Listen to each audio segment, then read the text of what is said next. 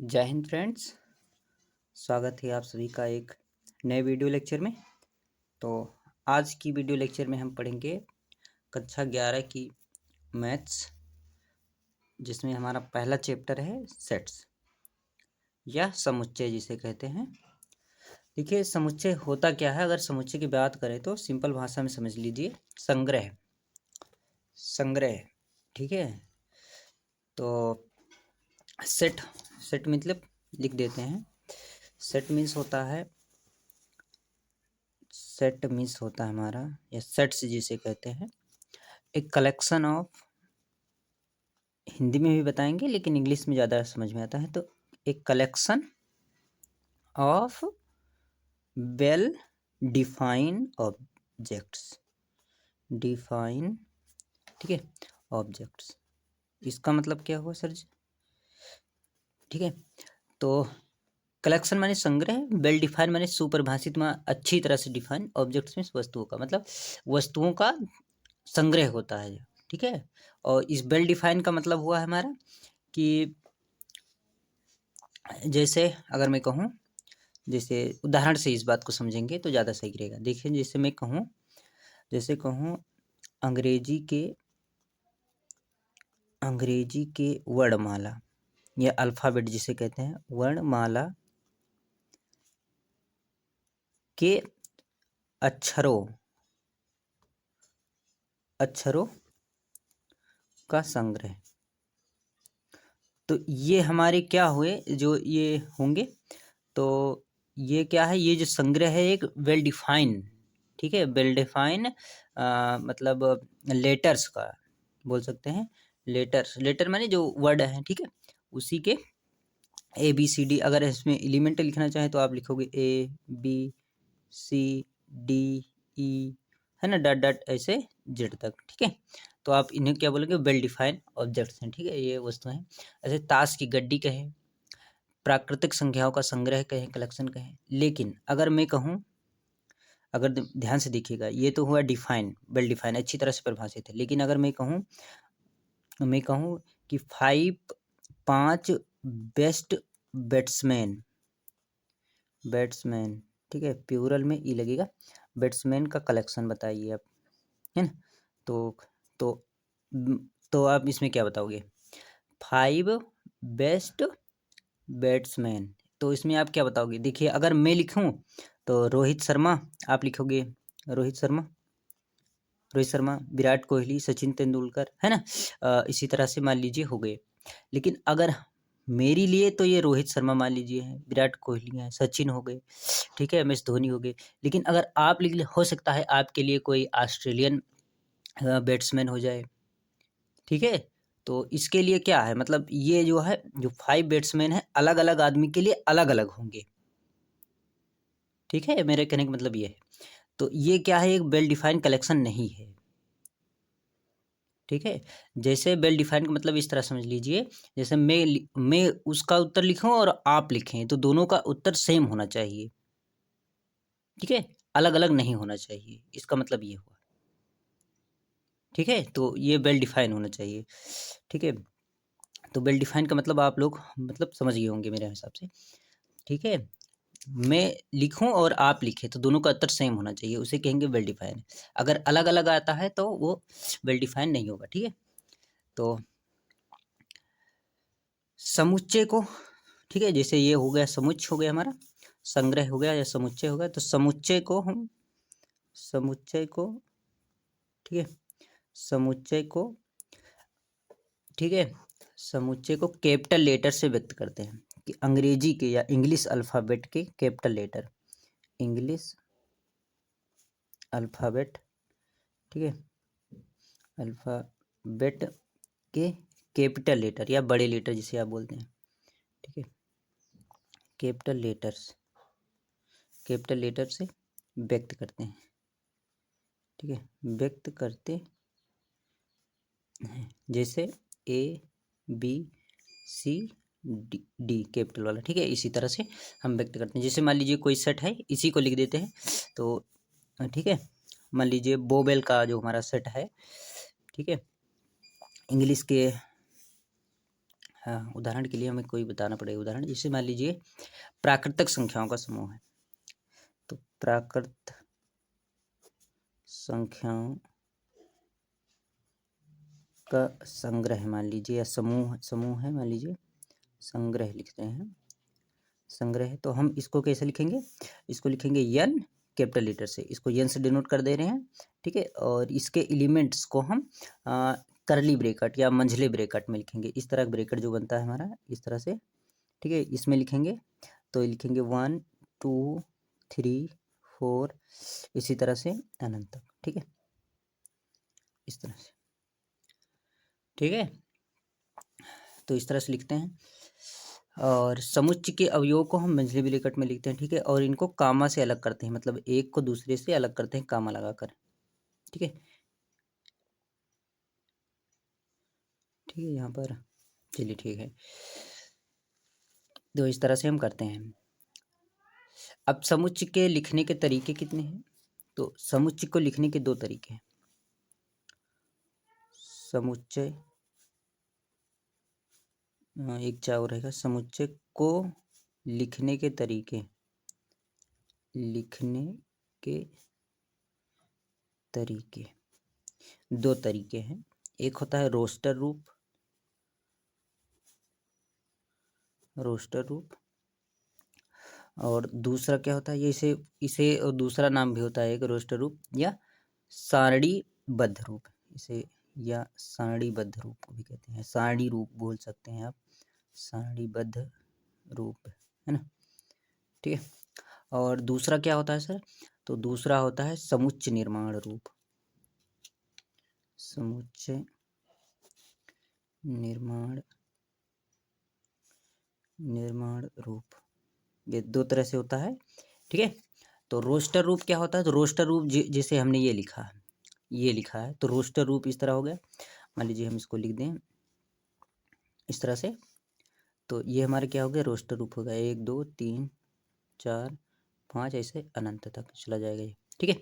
और इसको समुच्चय निर्माण रूप क्या होता है, तो जैसे ये है प्राकृतिक संख्याओं का संग्रह, इसको हिंदी में लिखते हैं या जैसे शब्दों में बयां करें, ठीक है, या किसी सिंबल से हम प्रदर्शित करते हैं, तो ये हो जाता है हमारा समुच्चय निर्माण रूप। तो इसको कैसे लिखते हैं, तो इसको लिखेंगे इसको इस तरह लिखते हैं कि यक्स सच दैट, या फिर यक्स जो है, यक्स इस तरह से है, तो यक्स क्या है, प्राकृतिक संख्याओं का संग्रह, या यक्स एक प्राकृतिक संख्या है, ठीक है। तो यक्स एक प्राकृतिक या प्राकृत संख्या है, बस, ठीक है। तो इसको इस तरह से हम लिखते हैं, ठीक है, बस यही होता है। और बाकी चलिए देखिए, अब देखिए रोस्टर रूप में लिखते समय हम कुछ इंपॉर्टेंट पॉइंट्स हैं इसमें, इसको देख लेते हैं। जैसे रोस्टर रूप में लिखते समय हम वर्ड को रिपीट नहीं करते हैं, जैसे कहा जाए रोस्टर रूप में लिखते समय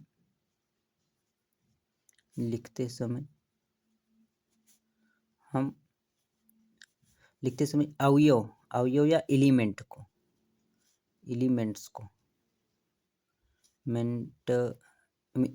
को हम को रिपीट करके ऐसा लिखते हैं, रिपीट करके नहीं लिखते हैं, ठीक है। रिपीट करके मतलब दोबारा करके नहीं लिखते हैं।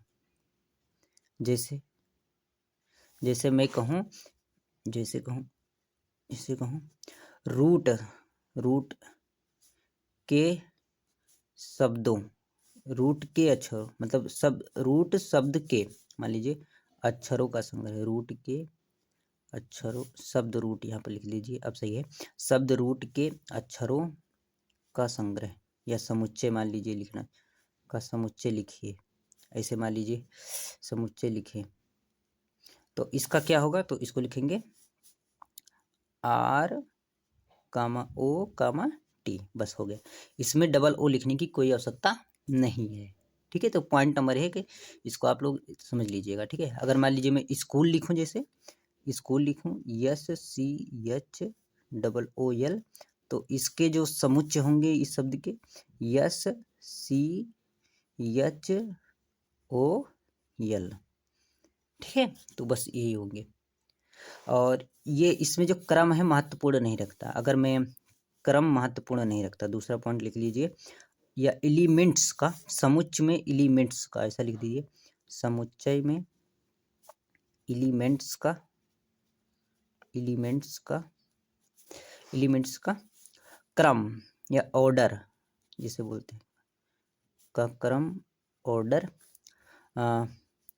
इम्पॉर्टेंट नहीं होता है, ठीक है, इम्पॉर्टेंट नहीं होता, नहीं होता। जैसे जैसे मान लीजिए स्कूल के ही लिखना चाहें तो स्कूल को हम इस तरह भी लिख सकते थे, शब्दों को C H S O L इस तरह भी लिख सकते थे, ठीक है। तो ये शब्द का मीनिंग मतलब ये वाला समुच्चय और ये वाला समुच्चय दोनों सेम ही है, एक जैसे हैं, ठीक है। बस इसमें ऑर्डर क्या है, ऑर्डर मैनेज नहीं मतलब मैटर नहीं करता है ये, ठीक है। तो ये चीज़ होती है। और कुछ इसमें बचा है तो बता दें हम आप लोगों को। तो पहली एक्सरसाइज चलिए देख लेते हैं और इसी के हिसाब से हम सॉल्व करेंगे, ठीक है। तो पहली एक्सरसाइज देख लेते हैं, फिर आगे जो कुछ छूटा होगा उसको हम बता देंगे। चलिए देख लेते हैं। तो चलिए देख लेते हैं एक्सरसाइज। देखिए प्रश्नावली 1.1 है, निम्नलिखित में कौन से समुच्चय हैं, अपने उत्तर का औचित्य मतलब कारण बताना है, ठीक है। मतलब कौन से हैं तो क्यों हैं ये बताना है, ठीक है। तो आप लोग हमें देखना है, ये जो दिया गया है, जे अक्षर से प्रारंभ होने वाले वर्ष के सभी महीनों का संग्रह, जे अक्षर से प्रारंभ होने वाले सभी का संग्रह, ये समुच्चय है कि नहीं, ये है समुच्चय। क्यों है, क्योंकि ये वेल डिफाइन ऑब्जेक्ट्स का एक कलेक्शन है। ऑब्जेक्ट्स क्या बोले, ये मंथ का कलेक्शन है, ठीक है। तो जैसे क्या बोले, तो जनवरी हो जाएगा, जून हो जाएगा, उसके बाद जुलाई हो जाएगा। मैं लिखूं या आप लिखेंगे आंसर, तो यही होगा, ठीक है। मैं लिखूं, मैंने यही बताया था आपको कि अगर मैं आंसर लिखूं और आप लिखें तो दोनों का आंसर सेम होना चाहिए, ऑर्डर मैटर नहीं करता है। तो मैं लिखूंगा तो जनवरी लिखूंगा, उसके बाद जून, उसके बाद जुलाई, आप भी ऐसे लिखोगे, ठीक है। तो ये क्या है हमारा एक मतलब समुच्चय है। हमने कारण बता दिया, लिख नहीं रहा हूं मैं, ठीक है, इसी तरह से। अब जैसे मैं कहूँ, अब दूसरा क्वेश्चन देखेंगे, भारत के 10 सबसे अधिक प्रतिभाशाली लेखकों का संग्रह, ठीक है। तो ये क्या है, एक समुच्चय नहीं है। क्यों नहीं है, क्योंकि मैं लिखूंगा तो मेरे हिसाब से मान लीजिए मुंशी प्रेमचंद हैं, ठीक है। भारत के अभी मान लीजिए जो जिंदा हैं उनमें से बता दीजिए, मान लीजिए मुंशी प्रेमचंद हो गए वगैरह, डॉक्टर राजेंद्र प्रसाद हो गए, ठीक है। तो इसी तरह से जयशंकर प्रसाद हो गए, ठीक है। तो इस तरह से अब आप लिखेंगे तो हो सके कोई इंग्लिश ऑथर का नाम, इंग्लिश मतलब जो इंग्लिश में लिखते हैं उसका नाम लिख सकते हैं, ठीक है। तो कई सारे लेखक इसमें हो सकते हैं। मेरी तरफ से मान लीजिए कोई और होगा और आप लिखेंगे तो कोई और होगा। तो इसमें क्या है कि अलग अलग लिखेंगे, इसका आंसर अलग अलग होगा। तो ये क्या है, हमारा एक समुच्चय नहीं है। अब यह इसमें भी देख लीजिए, हमने जो उदाहरण दिया था वो भी आ गया, विश्व के सर्वश्रेष्ठ 11 बल्लेबाजों का संग्रह। तो इसमें क्या है कि सर्वश्रेष्ठ में से हम कंपेयर नहीं कर सकते कि कौन सबसे अच्छा खेल रहा है, ठीक है। तो ये क्या होगा, गलत हो जाएगा, ठीक है। ये हमारा समुच्चय नहीं है। तीसरा देख लें, तीसरा तो हो गया। चौथा, आपकी कक्षा के सभी बालकों का संग्रह, आपकी कक्षा के सभी बालकों का संग्रह, हाँ ये सही है। मतलब मान लीजिए हमारी क्लास में जितने हैं रजिस्टर से हम देख लेंगे और उसी हिसाब से बच्चे हमारे हो जाएंगे। मैं लिखूंगा तो रजिस्टर आप उठाएंगे और देखेंगे तो उतने ही बालक मिलेंगे, चाहे जो आए बच्चे को दिखाएगा, देख लेगा, ठीक है। तो मतलब बालक तो उतने ही रहेंगे, ना घटेंगे ना बढ़ेंगे, ठीक है। और ये बता रहा है कि 100 से कम सभी प्राकृतिक संख्याओं का संग्रह, हाँ ये सही है। 100 से कम भाई सभी प्राकृतिक संख्या, तो 1 से लेके 99 तक लिख लोगे। मैं भी लिखूं या आप लिखें तो आंसर दोनों का सेम होगा। तो ये बात सही है, ये भी हमारा एक क्या है, समुच्चय है या सेट है, ठीक है। ये देख लेते हैं, लेखक प्रेमचंद द्वारा लिखित उपन्यासों का संग्रह, हाँ ये भी क्या है हमारा, क्या है, एक समुच्चय है, ठीक है। तो ये भी हमारा एक समुच्चय है। क्यों है, क्योंकि अगर मैं लिखूंगा तो गबन लिखूंगा, गोदान लिखूंगा, ठीक है। इसी तरह से मान लीजिए दूसरा कोई होगा, मुझे याद नहीं है इस समय, तो आप लोग लिखेंगे और तो इसमें क्या आएंगे, एक ही आंसर होगा, बस ऑर्डर हो सकता है इधर उधर हो जाए। सभी सम पूर्णांकों का संग्रह, सभी सम पूर्णांकों का संग्रह, सम हो पूर्णांक होने चाहिए, तो ये भी मान लीजिए सही, सभी सम पूर्णांक लिखेंगे तो इसमें भी क्या, ये भी हमारा क्या है, एक सेट है। ठीक है, हालांकि सभी नहीं लिख पाएंगे, सभी को नहीं लिख पाएंगे हम, लेकिन कुछ लिखेंगे और कुछ आप भी लिखेंगे, तो उनमें से कुछ ना कुछ एलिमेंट तो मिल ही जाएंगे। ठीक है, तो ये वाला हमारा सेट है, और ये वाला देख लेते हैं। इस अध्याय में आने वाले प्रश्नों का संग्रह, भाई मैं किताब पढ़ रहा हूँ तो मैं भी वही उतने ही सवाल सॉल्व करूंगा जितने होंगे इसमें, आप भी सवाल सॉल्व करोगे तो उतने ही होंगे। जैसे मान लीजिए यही है, एक में कितने हैं, मान लीजिए प्रश्न एक में कितने सवाल हैं, 9 सवाल हैं, आप इस किताब को उठाएंगे तो आप भी इसको सॉल्व करेंगे तो 9 ही सवाल रहेंगे। ठीक है, हालांकि मान लीजिए आपको पहला ये वाला आ रहा है, ये वाला, ऑर्डर मैटर नहीं करता है। परीक्षा में कोई प्रश्न आएगा, कोई प्रश्न पत्र आएगा, तो उसमें क्या होता है, हो सकता है हमें क्वेश्चन नंबर पहला आ रहा है तो मैं पहला सॉल्व करूँ, दूसरा होता है दूसरा, ऑर्डर चेंज हो सकता है, बट कितने 9 ही क्वेश्चन आएंगे पेपर में। मान लीजिए 9 से ज़्यादा भी आ सकता है, लेकिन ठीक है, जो पेपर मुझे मिलेगा वो आपको भी तो मिलेगा, तो उतने ही प्रश्न मैं सॉल्व करूँगा और उतने ही सॉल्व आपको ही करने पड़ेंगे। तो ये क्या हुआ, तो ये हमारा सेट हुआ, अध्याय में प्रश्नों वालों का संग्रह। अब विश्व के सबसे अधिक खतरनाक जानवरों का संग्रह, ये हमारा सेट नहीं है। क्यों नहीं है, क्योंकि मैं मानता हूँ कोई बाघ खतरनाक है, शेर मानता हूँ शेर खतरनाक है। ठीक है, तो आप क्या मानेंगे कि सांप भी मान सकते हैं, तो आंसर अलग अलग हो सकता है, इसका आंसर यूनिक होना चाहिए, अद्वितीय होना चाहिए, इसलिए ये हमारा क्या है। ठीक है, और यहाँ पर आंसर हमारा अद्वितीय नहीं है, इसलिए हमारा ये संग्रह नहीं है, समुच्चय नहीं है, ऐसा बोल सकते हैं। अब देखिए, ये वाली चीज़ मैं आप लोगों को बताना भूल गया था, फिलहाल मैं बता सकता हूँ। ठीक है, तो ये एप्सिलॉन मतलब होता है कि एप्सिलॉन डिनोट करता है कि ये जो है, मतलब देखिए उदाहरण से ही बता देंगे। देखिए, अगर जैसे एक 1 2 3 4 5 दिए गए, ठीक है, ये तो ठीक है, तो सबसे पहले प्रश्न पढ़ लेते हैं फिर बताते हैं। मान लीजिए ए में कितना है, 1 2 3 4 5 6 रिक्त स्थानों एप्सिलॉन और एप्सिलॉन नॉट, मतलब ठीक है भरिए। तो एप्सिलॉन मिस होता है, क्या होता है, जैसे मान लीजिए एक क्या है, एक सेट ए का अवयव है या एलिमेंट है, तो इसको लिखते हैं एप्सिलॉन। जैसे इसको इस तरह व्यक्त करते हैं, जैसे मान लीजिए मैं बता रहा हूँ, तो इंग्लिश जिसे मैं कहूँ इंग्लिश अल्फ़ाबेट, अल्फ़ाबेट अल्फ़ाबेट के अल्फ़ाबेट के वोवेल्स का कलेक्शन। चलिए, वोवेल्स का कलेक्शन, मान लीजिए इंग्लिश में लिख रहा हूँ तो कोई बात नहीं है। ठीक है, कलेक्शन हो गया। अब तो मैं क्या लिखूँगा, तो वोवेल्स को मान लीजिए 20 डिनोट कर रहा हूँ, तो ए ई आई ओ यू हो गया। ठीक है, ये वोवेल हमारे हो गए। तो देखिए, ए जो है इसका है अवयव, इसका अवयव है, तो इसको लिखेंगे ए बिलोंग्स टू वी। और ठीक है, इसका मतलब क्या हुआ, ए भी का अवयव है, इसका मतलब क्या हुआ, ए भी का एलिमेंट है, ऐसा भी समझ सकते हैं, ई फॉर एलिमेंट, है ना। तो इसको क्या बोल सकते हैं कि ए भी का अवयव है, ए भी का अवयव या एलिमेंट बोल सकते हैं। ठीक है, अवयव या एलिमेंट ऐसा समझ सकते हैं, ई माने एलिमेंट हो गया, एलिमेंट EMENT एलिमेंट है, ऐसा मान सकते हैं। ठीक है, तो इंग्लिश और ई भी है, इसी तरह से ई भी का एलिमेंट है, आई भी है, ओ भी है, यू भी है।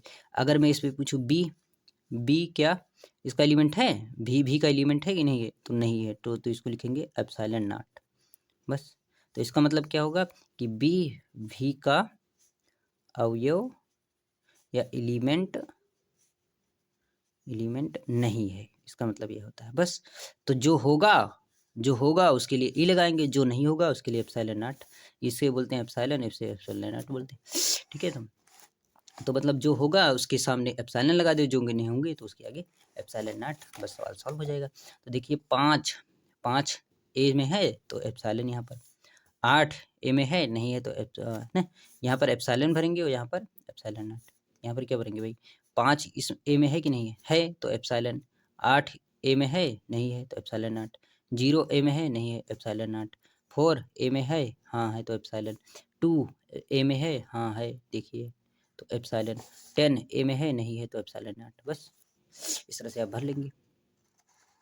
चलिए देख लेते हैं ये वाला। अब इसको रोस्टर रूप में लिखना है तो लिखेंगे, और क्या है।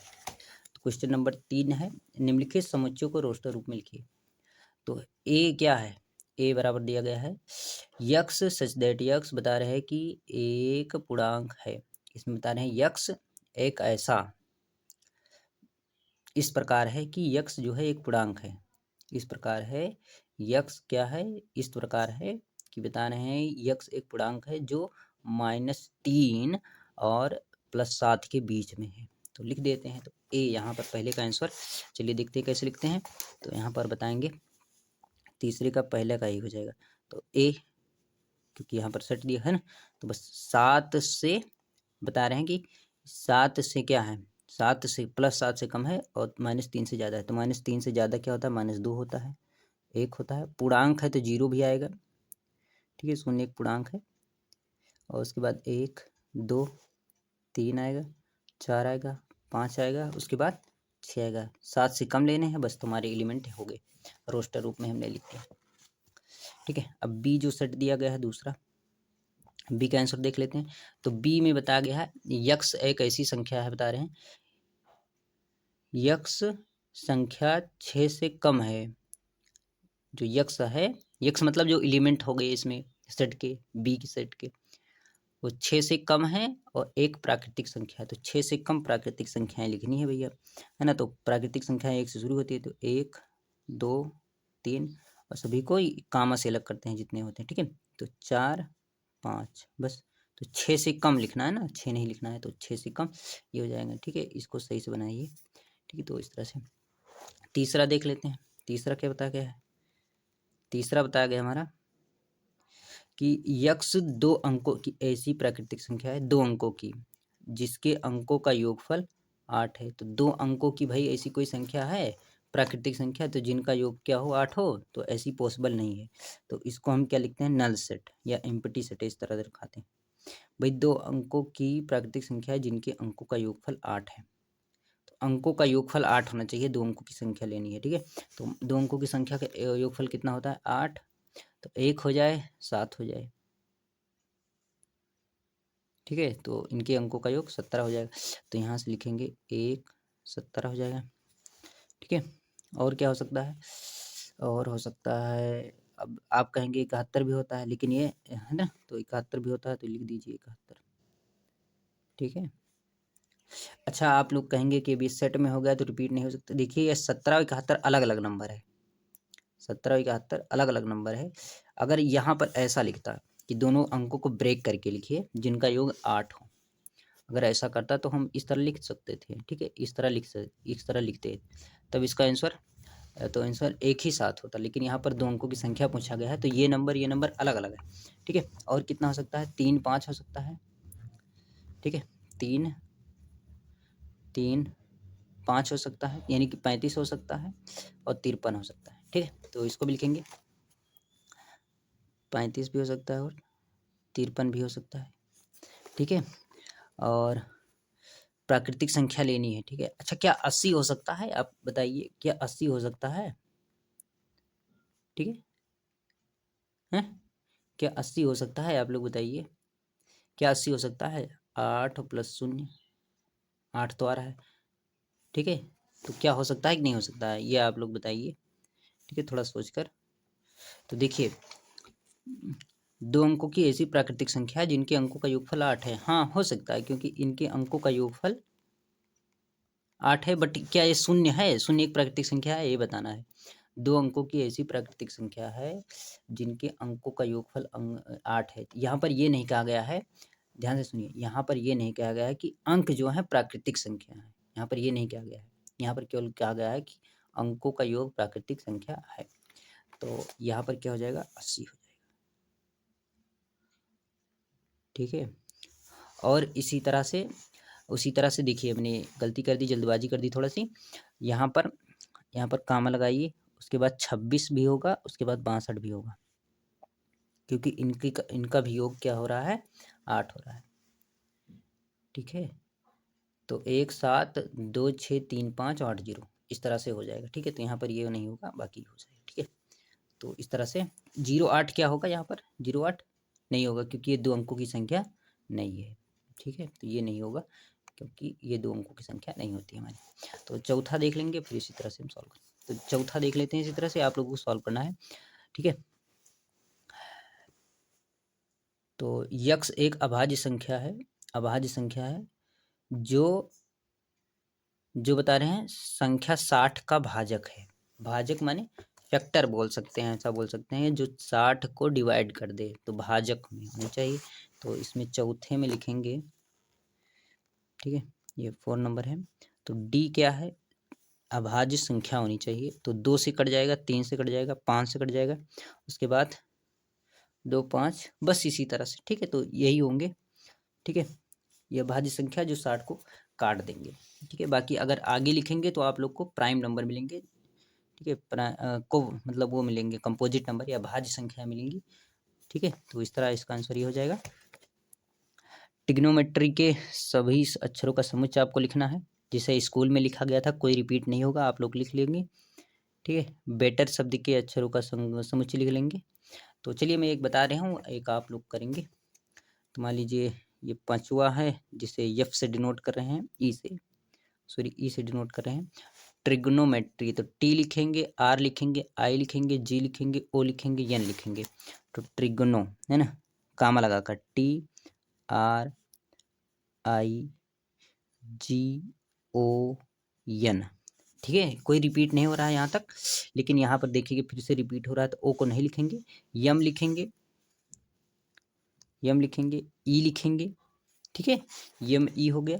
टी नहीं लिखेंगे, टी क्योंकि एक बार आगे चुका है, फिर आर लिखेंगे, फिर वाई लिखेंगे। तो आर नहीं लिखेंगे, वाई लिखेंगे।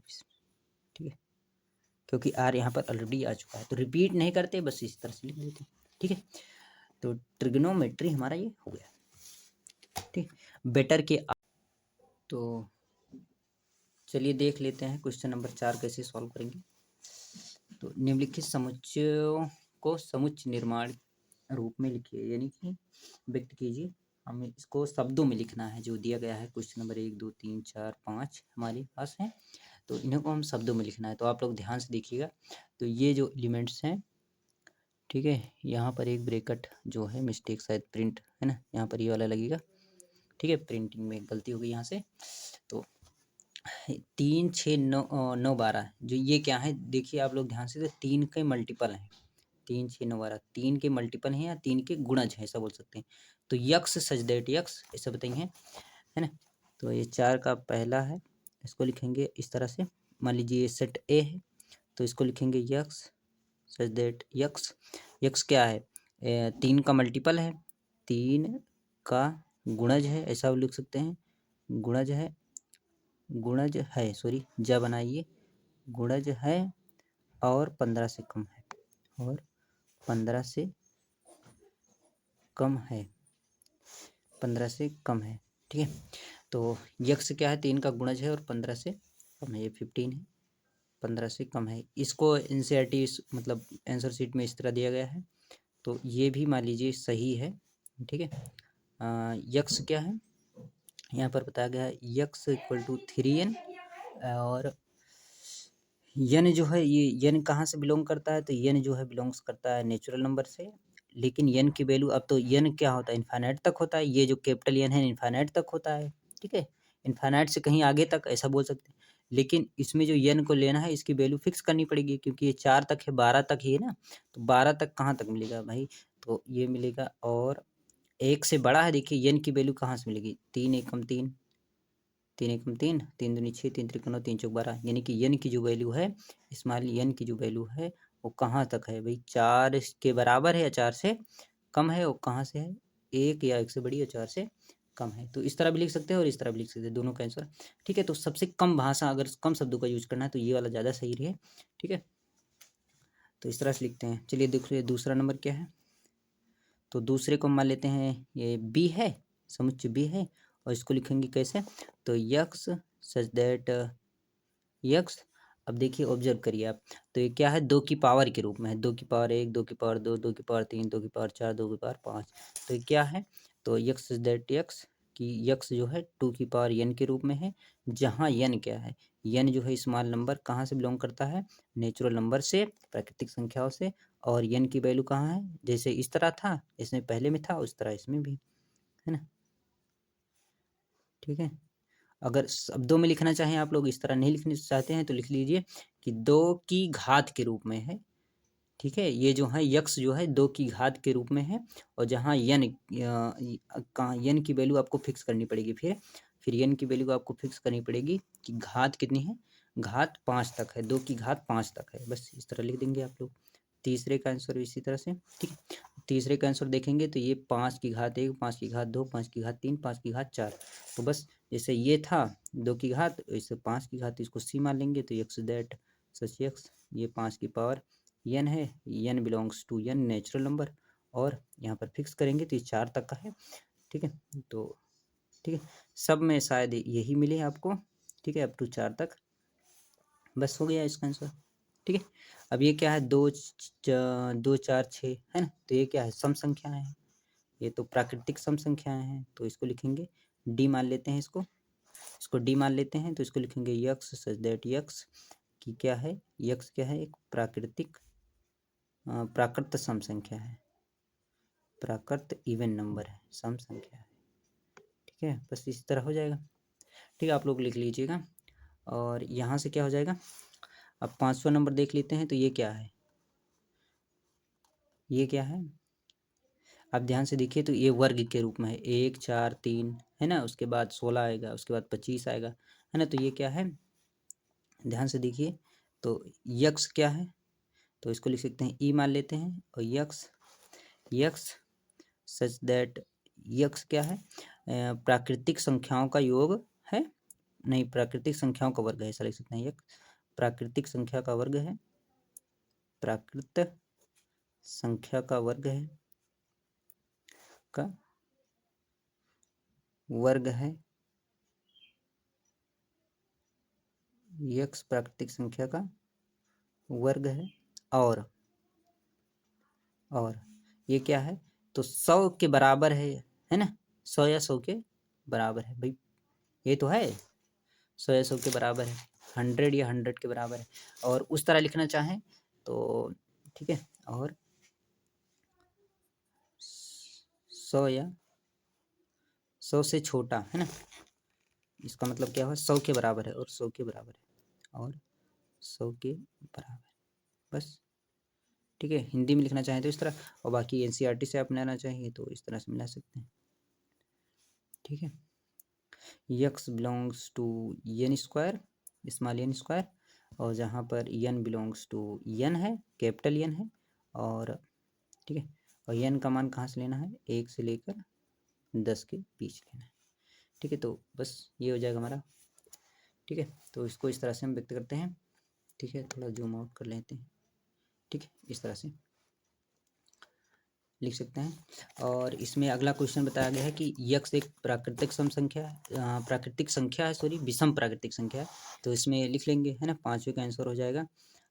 इसको मान लेते हैं, ए दिया ही गया है, मानना क्या है, तो प्राकृतिक विषम संख्या है, तो 1 3 5 7 इसी तरह से है ना, अप टू इन्फाइनाइट तक बढ़ते हुए चला जाएगा। और इसमें देखेंगे तो यक्स एक पूर्णांक लेना, हमें इंटीजर वैल्यू लेनी है, तो यक्स की वैल्यू -1/2 से 9/2 के बीच में होनी चाहिए, यानी कि पूर्णांक होना चाहिए जो -1/2 से बड़ा होना चाहिए। तो पूर्णांक में क्या मिलेगा, हमें शून्य मिलेगा, शून्य से शुरू होगा।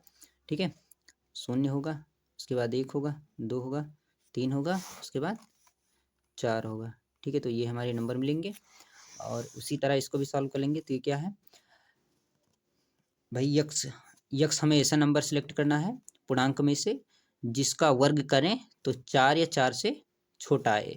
ठीक है, तो इस तरह मिलेगा। सी में हमें क्या मिलेगा, आप लोग ध्यान से देखिएगा, तो -2 का वर्ग करेंगे तब भी 4 मिलेगा। ठीक है, और 4 से छोटा भी मिलना चाहिए, तो 1 का वर्ग, 0 का वर्ग, और 1 + 1 का वर्ग, 2 का वर्ग, ये सारे एलिमेंट आ जाएंगे। उसी तरह से लोयल का एक शब्द है, तो लोयल शब्द के मतलब बनाना है, तो ये हो जाएगा L O वाई ए हो जाएगा, यल दोबारा नहीं लिखेंगे। तो डी में क्या हो जाएगा हमारा, डी में हो जाएगा LOYA, ठीक है, यल को रिपीट नहीं करेंगे। और इसी तरह से ई में लिख लेंगे, ई वाला हमारा क्या होगा, तो ई में बता रहे हैं कि वर्ष, बता रहे हैं कि वर्ष का यक्ष जो है, वर्ष का एक महीना है जिसमें 31 दिन नहीं होते, यानी कि 30 और 28 दिन वाले, ठीक है। तो फरवरी होती है, अप्रैल होता है, उसके बाद जून होता है, सितंबर नवंबर होता है, ठीक है। तो फरवरी लिख लेंगे, आप यहाँ पर लिख लीजिए फरवरी, अप्रैल, ठीक है, अप्रैल, जून, ठीक है, जून लिखेंगे, जून नहीं, जून हो जाएगा। और ये हो जाएगा सितंबर, उसके बाद नवंबर, सितंबर, नवंबर, ठीक है, आप लोग लिख लीजिएगा, नवंबर हो जाएगा। उसके बाद इसमें बताया गया है व्यंजन लिखना है जो के से पहले आता है, तो व्यंजन कहाँ से, बी हो जाएगा, BCDFGHI हो जाएगा, तो लिख लीजिएगा आप लोग, ठीक है।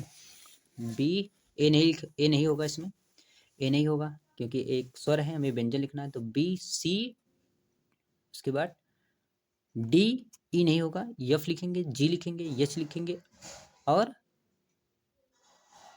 जी यच। क्या आई हो सकता है, आई नहीं हो सकता कि आई, क्योंकि आई क्या है, एक वोवेल है, ठीक है। तो हमें व्यंजन लिखना है, तो यच तक जाएगा, ठीक है। अब इसको मिलाना है, तो इसको आप लोग मिला ही लेंगे, ठीक है। तो ये तो काफ़ी इजी है, आप लोग मिलाकर बताइएगा कहाँ से कौन मिला है, ठीक है। तो देखिए 1 2 3 6 कहाँ से मिलेगा, 6 की भाजक है, प्राकृतिक संख्या है, तो इसको मिला देंगे। मैथमेटिक्स देखिए इससे मिल जाएगा, 1 3 5 7 9, इसमें 2 3 कहाँ से मिलाया, 2 3 इससे मिला दीजिए पहले से। 6 का अभाज्य संख्या 6 का भाजक है, बता रहे हैं अभाज्य संख्या और 6 का भाजक यही होती है ना। इसको इससे मिला देंगे, और ये बच रहा है, ये वाला बच रहा है, ये दूसरे नंबर से मिल जाएगा, बस मिल गया। तो चलिए मिलते हैं नेक्स्ट वीडियो लेक्चर में, तब तक के लिए पढ़ते रहिए, खुश रहिए, है ना। मिलते हैं नेक्स्ट वीडियो लेक्चर में सेट के, चलिए देखते हैं।